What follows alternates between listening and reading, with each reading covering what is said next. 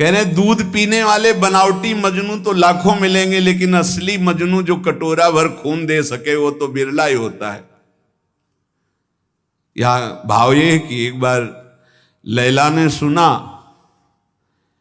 कि मजनू हमारे प्रेम में बावरा न खा रहा है न पी रहा है, तो वो तो बहुत ऐश्वर्य संपन्न घर की थी, तो उन्होंने पूरी बाजार में ऐलान करवा दिया, मजनू जो भी खाए पिए उसको जो बाजार में पाए हमारे पास आवे, सारा हिसाब हम देंगे।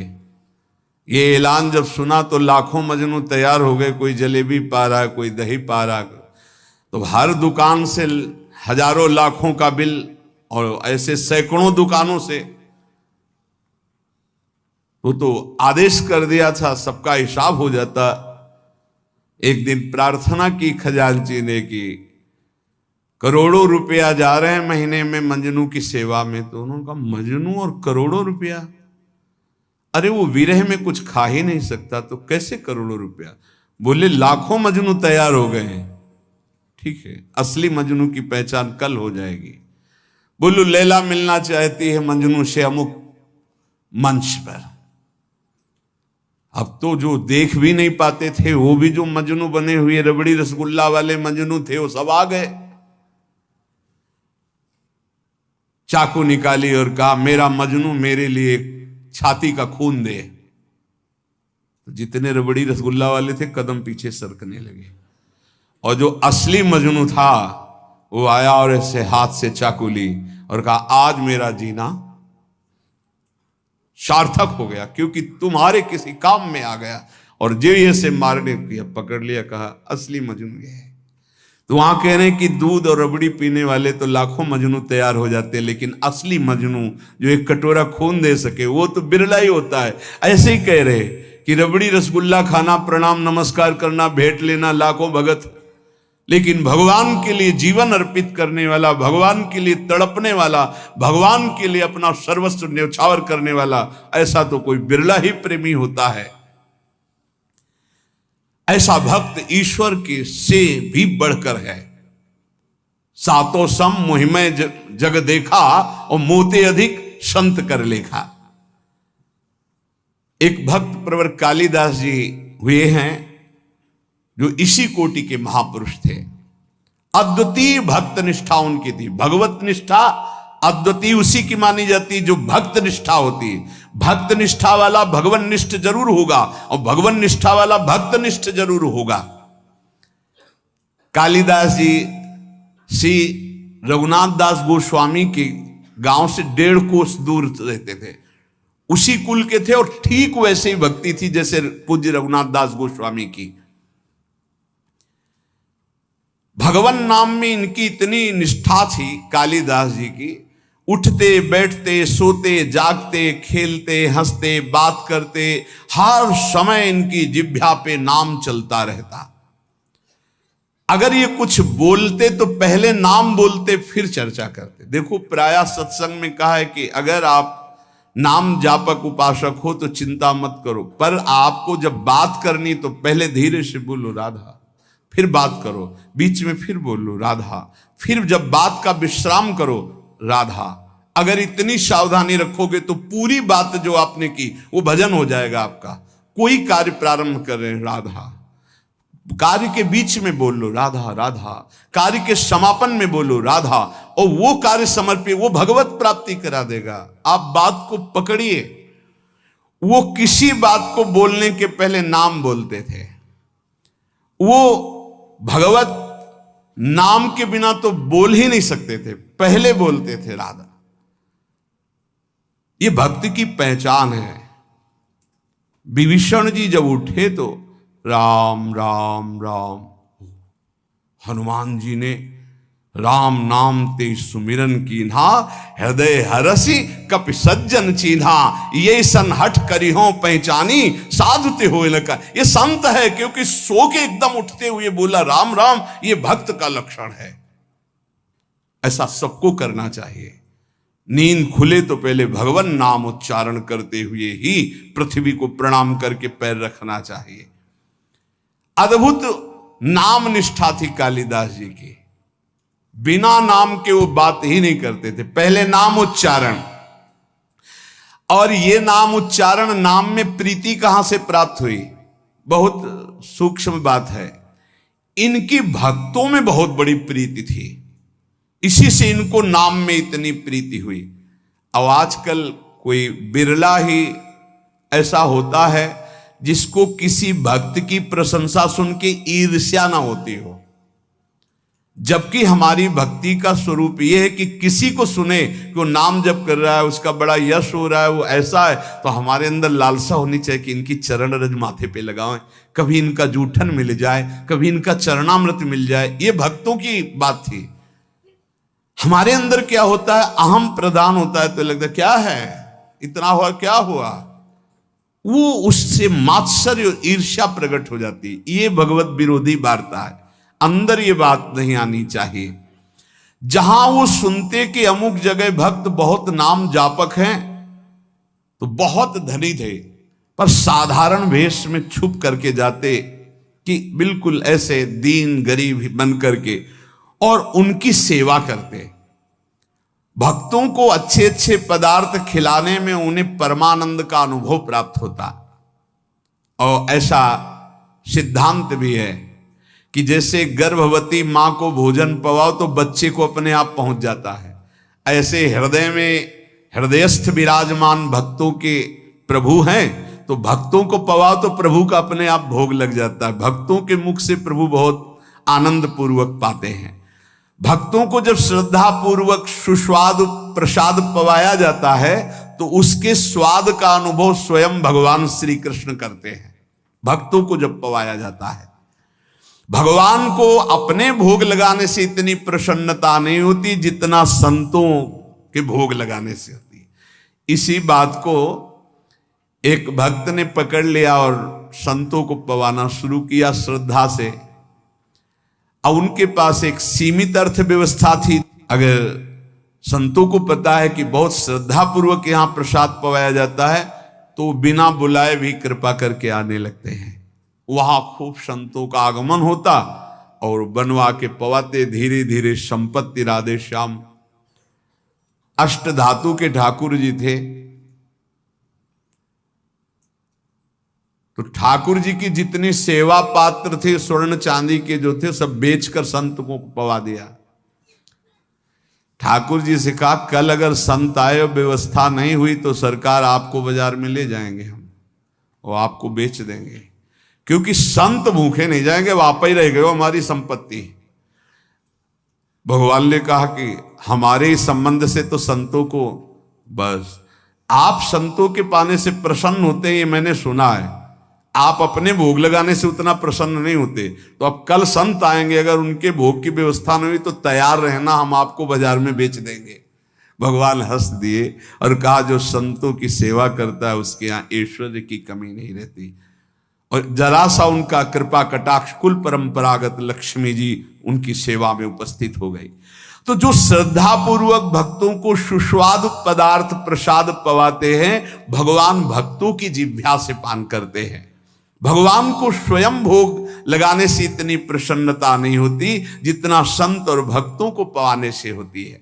भक्तों को खिलाकर और उनका किसी भी तरह से उच्छिष्ट पाना, ये इनका स्वभाव था कालिदास जी का, इसीलिए इनके निरंतर नाम चलता था। अब जैसे कोई भक्त उच्छिष्ट देने के लिए तैयार नहीं होते, वो तो बड़े कृपा करते हैं तब उच्छिष्ट देते हैं, तो वो सावधानी रखते थे। कहीं भी तो पात्र धो के फेंकेंगे, वहां से जल ले लेना, अगर चूक हो गई तो पात्र में से हाथ करके बस कर लेना, वो अपने पात्र लेके गए चाट लेना, उच्छिष्ट का भाव। निरंतर नाम जापक भक्त चरणामृत भक्त पद धूलि तो लगाते ही, और उच्छिष्ट पाने के लिए भक्त सेवा करते। इनका और बड़े बड़े महापुरुषों का कथन है कि योग से, यज्ञ से, तप से, पाठ से, अध्ययन से और साधनाभ्यास से प्रेम प्रकट नहीं होता। वो प्रेम प्रकट होता ही है भक्त चरण रज, भक्त चरणामृत, भक्त उच्छिष्ट से। अब इनको पता चला कि एक झा नाम के चतुर्वर्ण के भक्त हैं जो एकांत में रहते खूब नाम जप करते हैं। पति पत्नी दोनों नाम कीर्तन करते हैं और गांव में सेवा करके एक एक रोटी जो मिलती उससे अपना, अब इनको लालच लगा। ये प्रभु से प्रार्थना की कि ऐसे भक्त का उच्छिष्ट प्रभु कैसे मिले, हमें उपाय बताओ, क्योंकि हम जाएंगे तो वो तत्काल सम्मान प्रदर्शित करेंगे और सम्मान प्रदर्शित करेंगे तो उच्छिष्ट नहीं मिल पाएगा उनका। भगवान से प्रार्थना की, तत्काल युक्ति आई साधारण वेश में, और उस समय आम का समय था तो बड़े बड़े आम लेकर के घर गए। प्रतिष्ठित कुलोद्भूत कालिदास को देखकर अपनी टूटी फूटी झोपड़ी में वो दंपत्ति तो आश्चर्यचकित हो गए, हाथ जोड़कर कांपते हुए कि भगवान आपके लायक हमारे घर में बैठने योग्य जगह भी नहीं है। हाथ जोड़कर अभ्यर्थना करने लगे। तो उनका नहीं, इसकी जरूरत नहीं है, हम तो बस आपसे ऐसे मिलने बात करने आए हैं। एक फटा सा बोरा पड़ा था, उसी में कालिदास जो महान भागवत वो बैठ गए। वो हाथ जोड़े, प्रभु आप यहाँ, ये स्थान आपके बैठने लायक भी नहीं। और झा भक्त उनको कहते थे, आपने बड़ी कृपा की, आप यहाँ आए, लेकिन ये आपके योग्य नहीं। आप इतने महान, मैं इतना नीच। आप जैसे श्रेष्ठ पुरुष यदि हम जैसे नीचों के यहां आएंगे तो आपका उपहास होगा। प्रभु आपको पता नहीं मैं नीच हूं, धनहीन हूं। प्रभु आपको यहां बैठना ठीक नहीं, कोई देख लेगा तो आपकी निंदा करेगा। कालिदास जी ने कहा कि आपको पता है, आपके शुभ दर्शनों से हमें श्री कृष्ण का दर्शन प्राप्त हो रहा है, देखिएगा। और आज मैं आपको उस भाव से देख रहा हूं कि त्रिभुवन में आप जैसा कोई सत्कार पाने योग्य नहीं है, जिसकी जिह्वा पे भगवान नाम और इतनी दैन्यता। अहो वत्स पचतो गरीयान यद जिह्वा के वर्तते नाम तुभ्यम। यदि आप हमारा कुछ भी सम्मान करना चाहते हैं तो अब आप हाथ जोड़ना बंद कर दें, हमारे सामने हाथ मत जोड़े। और आप एक कृपा करें, आप दोनों अपने चरण धोए, हमें चरणामृत दे दे, क्योंकि हमें धोने तो देंगे नहीं। और उनका कृष्ण कृष्ण कृष्ण, आप ये क्या बोल रहे हैं महाराज। आप गिड़गिड़ाते हुए झा भक्त ने कहा, प्रभु ये कैसी भूली भूली सी बातें कर रहे, आपको पता है मैं कौन हूं, मैं सब तरह से हीन हूं, मेरा दर्शन और स्पर्श भी अमंगलमय है। धन्य है यही दरबार, दीन को आदर रीत सदा चली आई। और उनके चरणों में गिरने लगे। कालिदास जी ने अपने चरण समेटे और कहा, देखो अतिथि का सत्कार करना चाहिए, इतना आपको पता है। उन्होंने कहा, हां प्रभु पता है। तो फिर एक बात करो, मैं आ रहा था रास्ते में आम देखा, आप ठाकुर जी को अपने भोग लगाओ आम का, और आप दोनों पाओ और मैं ये देखूं, ये मेरा सबसे बड़ा सत्कार हो जाएगा। भक्त ने कहा, मालिक आप कैसी बात करते, मैं पाऊं और आप बैठे, आप हमारे यहां आए हैं। उन्होंने कहा, देखो यदि आप मुझे बड़ा मानते हैं और पूजनीय मानते हैं तो आप मेरी बात भी तो मानिए, किसी भी तरह से। देखो अगर थोड़ी भी प्रीति आपकी हम में है तो मेरी ये बात मान लो। वो भक्त बहुत दैन्य हो रहे हैं। यहां कालिदास जी कह रहे हैं, जो अपने भक्ति का विज्ञापन करता है,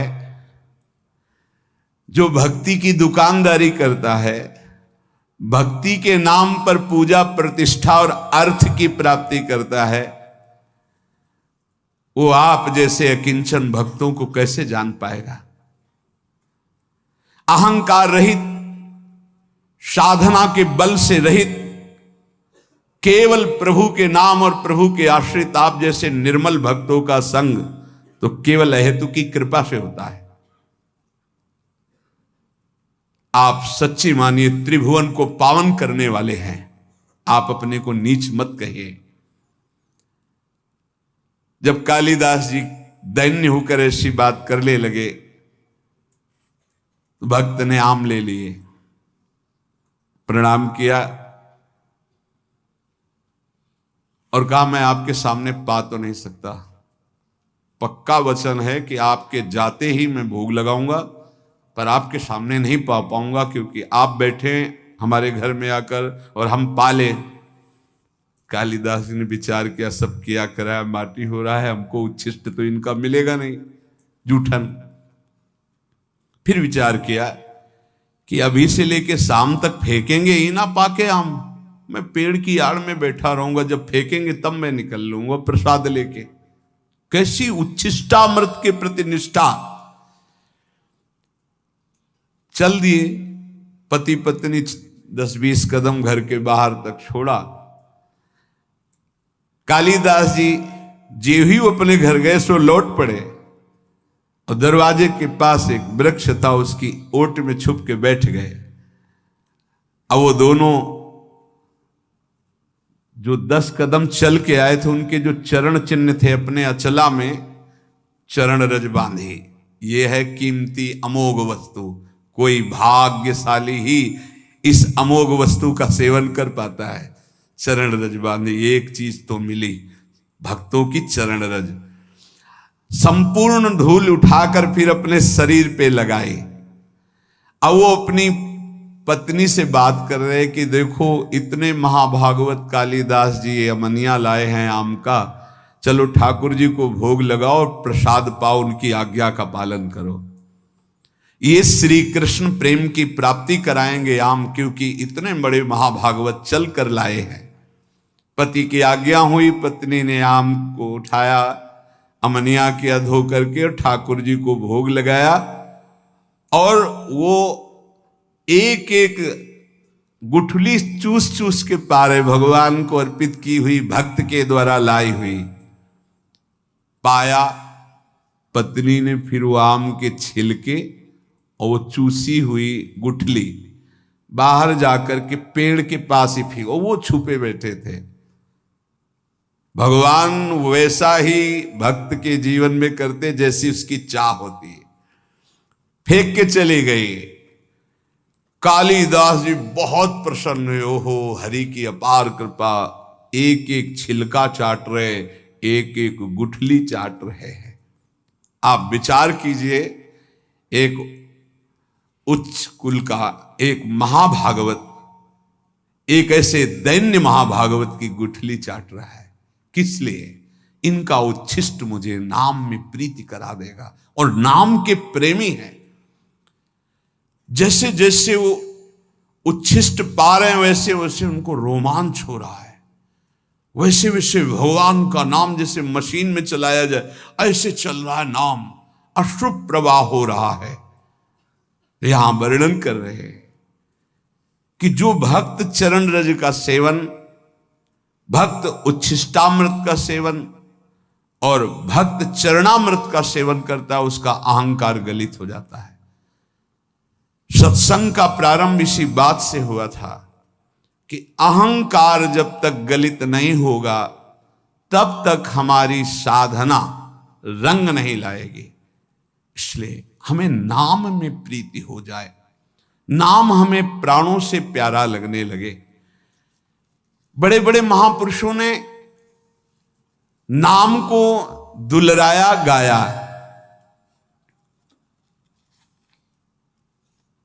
कह रहे हैं कि मर जावेगा मूर्खा क्यों न भजे भगवान, ये झूठी संपत्ति माया जगत की, इसका मत करना अभिमान। यहां से जब जीव जाता है तो साथ कुछ नहीं ले जाता, पाप कर्म और पुण्य कर्म ले जाता है। पाप और पुण्य कर्म, पाप अधिक हुए नरक भोगो, पुण्य कर्म स्वर्ग भोगो, फिर मृत्यु लोक में आओ। मत करना अभिमान, वेद शास्त्र यूं कहवे, तज ममता भज नाम। तो अमर होए रहे। अगर नाम चल रहा है सच्ची मानिए, तो वैसे ही आप अविनाशी हैं, आप मृत्यु से बच जाएंगे। आपको ऐसा ज्ञान हो जाएगा कि शरीर छूटेगा ऐसे जैसे सांप की केचुल, कोई कष्ट नहीं।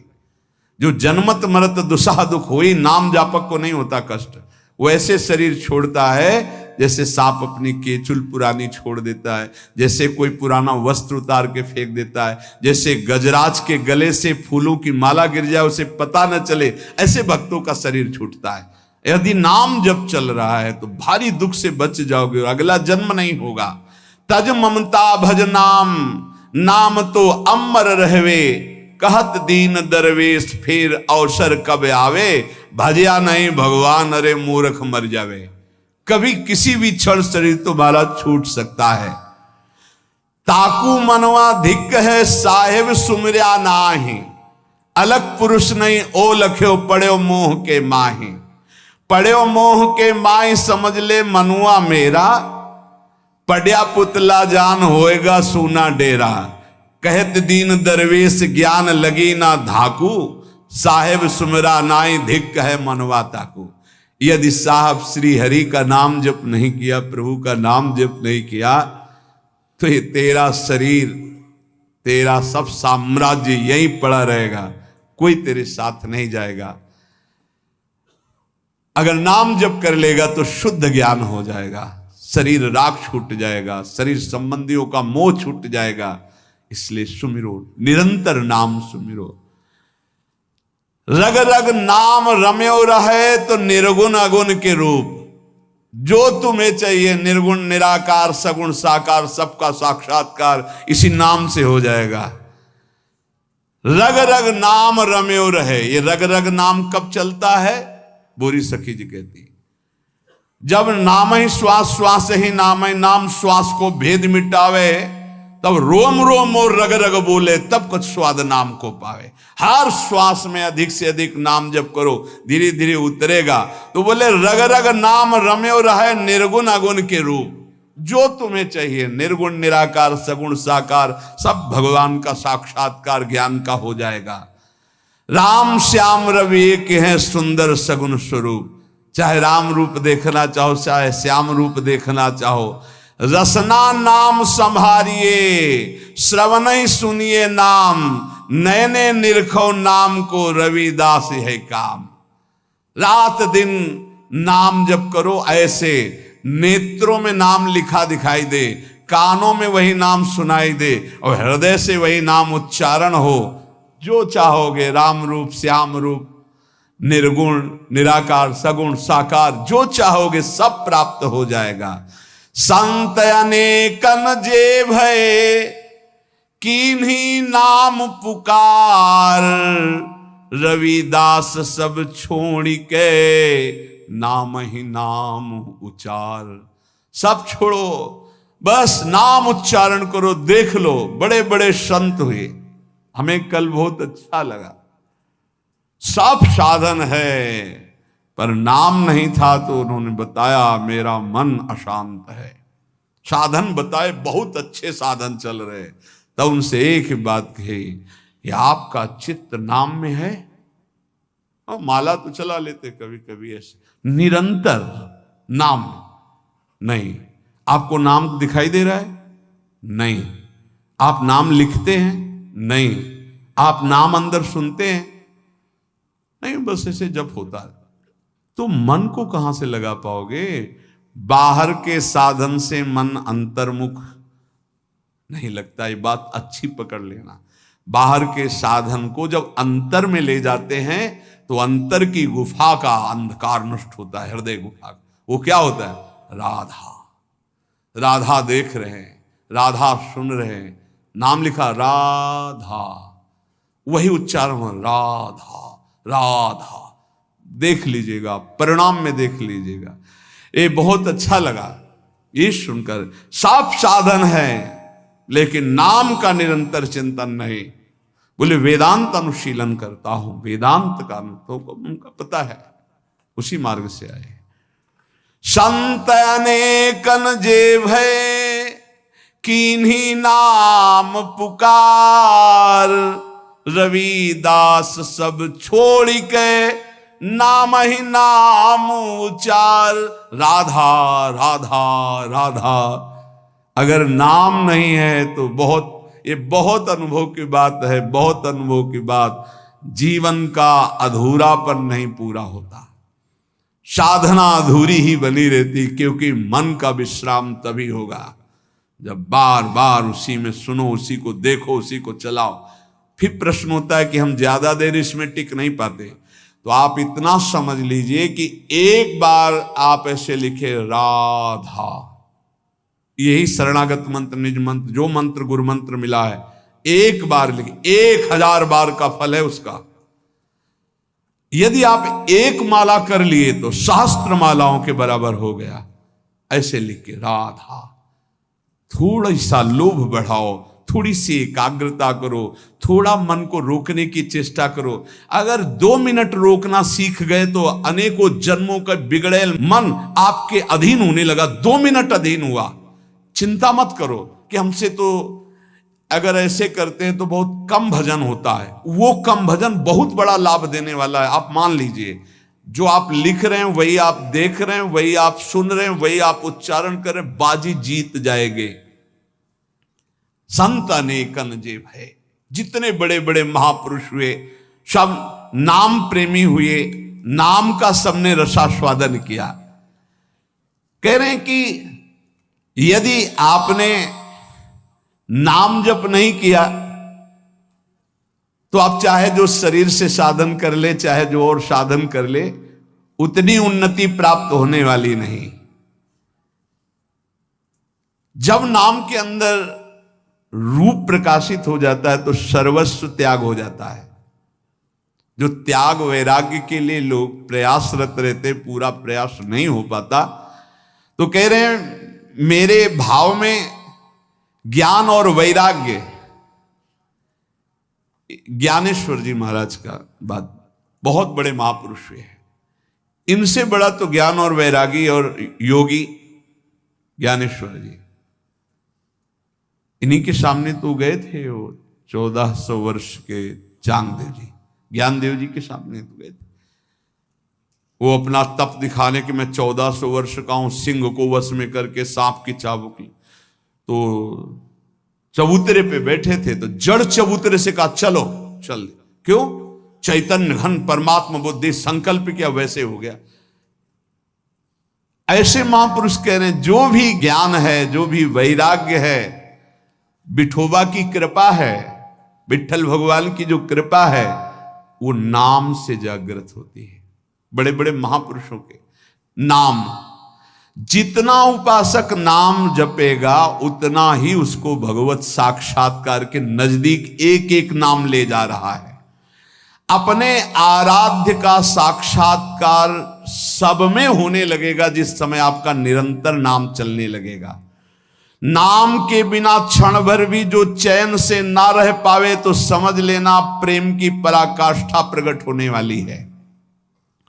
जो प्रभु का भजन करते हैं उनको किसी और की तरफ देखने की जरूरत नहीं कि कौन सा क्या साधन संसार में कर रहे हैं, हमको सिर्फ नाम पकड़ना है।